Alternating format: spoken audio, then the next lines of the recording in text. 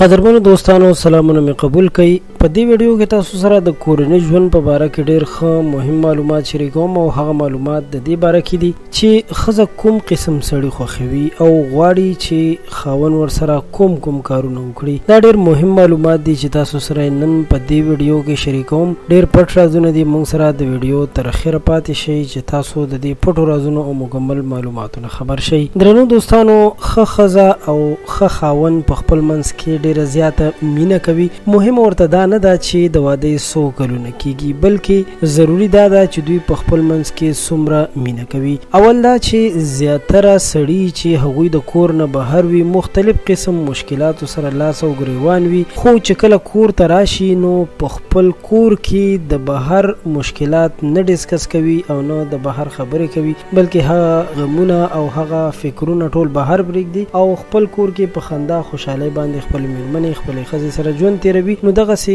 خاوندان د ښځو ډېر خوښ وي، ځکه چې دغسې خاوندان مینه ناک وي او د بهر خبرې په خپل کور کې نه کوي. دویم دا چې هغه خاوند چې د خپلې ښځې د ښه کار ستاینه کوي، د هغې صفت کوي، نو دغسې خاوند هم د خپلې ښځې ډېر زیات خوښ وي، ځکه چې هغې ته دا احساس کیږي چې زما داسې یو څوک شته چې هغه زما سره مینه کوي او زما په سر ولاړ دی. دریم دا چې کله میرمن ناجوړه وي یا هغې ته څه مشکل وي، نو خاوند د هغې سره مدد کوي او په کورني کار کې د هغې مرسته کوي. نو په دې دوران کې هم ښځه ډېر فخر کوي او خپل خاوند باندې ډېر زیات ناز کوي. او څلورم دا چې ښه خاوند هغه وي چې په خپله ښځه باندې رحم کوي، په خپل کور کې هغې سره داسې رویه کوي لکه هغه چې د ژوند یو ښه ملګري وي. ځکه چې زیات خاوندان داسې هم وي چې خپلې ښځې وهي ټکوي، نو هغه ښځې خپل خاوند نه خوښوي، بلکې کوم خاوند چې خپلې ښځې سره په مینه باندې ژوند تیروي، نو هغه خاوند د خپلې ښځې هم ډېر خوښیږي. امید لرم چې دا معلومات به ستاسو خوښ شوي وي. دا مختصر غوندې ویډیو مو غوښتل چې تاسو سره شریکه کړو او تاسو د دې معلوماتو نه خبر وساتو. د ویډیو د کتلو مننه کوم. له نورو تازه معلوماتو لپاره زموږ چینل سبسکرایب کړئ.